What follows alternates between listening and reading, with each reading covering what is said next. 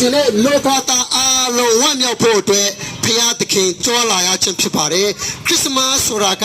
ခရစ်စမတ်လို့ပြောရင်လူတွေကခရိယန်တွေရဲ့လားလို့တတ်မှတ်ကြတာဖြစ်ပါတယ်ဒါပေမဲ့ခရစ်စမတ်ဆိုတာက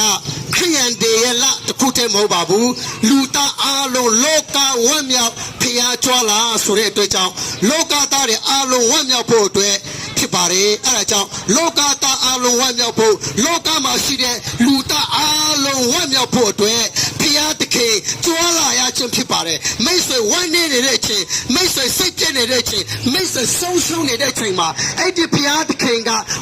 မိတ်ဆွေဝမ်းမြောက်ဖို့အတွက်မိတ်ဆွေအတွက်ဖြစ်ပါတယ်ခရိယန်တွေအတွက်တည်းမဟုတ်ပါဘူးကရင်လူမျိုးအတွက်တည်းမဟုတ်ပါဘူးချင်းလူမျိုးအတွက်တည်းမဟုတ်နိုင်ငံခြားသားတွေအတွက်တည်းမဟုတ်ပါဘူးလောကသားအားလုံးပေတူမဆိုလူမျိုးပေါင်းစုံလူမျိုးတကာအားလုံးအတွက်အဲ့ဒီယေရှုခရစ်တော်ဘုရားလူမျိုးတကာအားလုံးလူမျိုးပေါင်းစုံကိုဝမ်းမြောက်ပျော်ရွှင်မှုလွတ်မြောက်မှုကိုပေးဖို့အတွက်အဲ့ဒီယေရှုခရစ်တော်ဘုရားကကြွားလာရခြင်းဖြစ်ပါတယ်ဆိုတာကိုဒီနေ့ပေါ်ပြချင်တာဖြစ်ပါတယ်အကြောင်းမိတ်ဆွေ